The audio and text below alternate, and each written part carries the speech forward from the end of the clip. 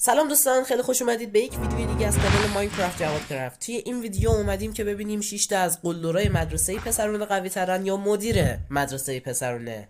ولی قبلش لایک، کامنت، سابسکرایب فراموش نشه. کانالمون رو سابسکرایب کنید تا از ویدیوی بعدی جا نمونین. هر روز ویدیو داریم و دوستان قرار بود که هر ویدیو به زمینه مسابقات یه چیزی اضافه شه و راستیتش تو این ویدیو چیزی به ذهنم نرسید. اگر ایده‌ای دارید کامنت بذارید و بگید که به زمین چی اضافه کنیم و چه چیز دیگه ای توی این زمین مسابقات بسازیم. زیاد وقتتون رو نمیگیرم، بریم ببینیم کدوم ماب قوی تره. بریم که آزادشون کنیم. ببخشید، مدیر قوی تر یا قلدرای مدرسه؟ خب قلدر بچه ها رو آزاد میکنیم به همراه مدیر. یه مبارزه جنجالی. خب فعلا که بچه قلدر رو کاری نکردن، در حال توتیشیدنن و مدیر فعلا باشون کاری نداره.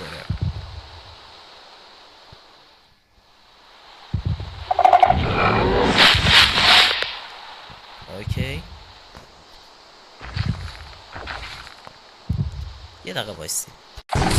اوکی، توسعه شروع شده. اولین مبارزه رو شروع میکنه و مدیر میزنه همچین گوزش میکنه، میره سراغ بقیه بچه ها. مدیر رو دارن مفبر میکنن. خوبه رو از رو هم نمیره مدیری میکنن. ای مدیرش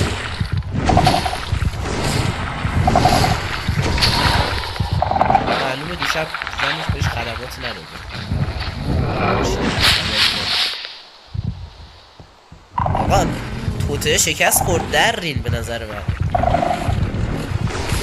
نه بابا از اون نمیرم.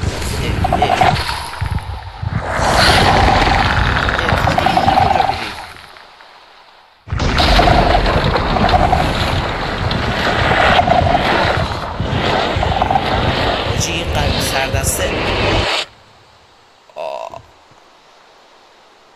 آقا شنیدین میگن تا 3 نشه بازی نشه؟ ضرب المثل جدید، تا 6 نشه بازی نشه. سردسته کثافت وایستاده بود، وقتی همه رو مدیر شتک کرد آخر از همه بیاد. خوب زرنگه ماشاءالله. یه برو گو نخور.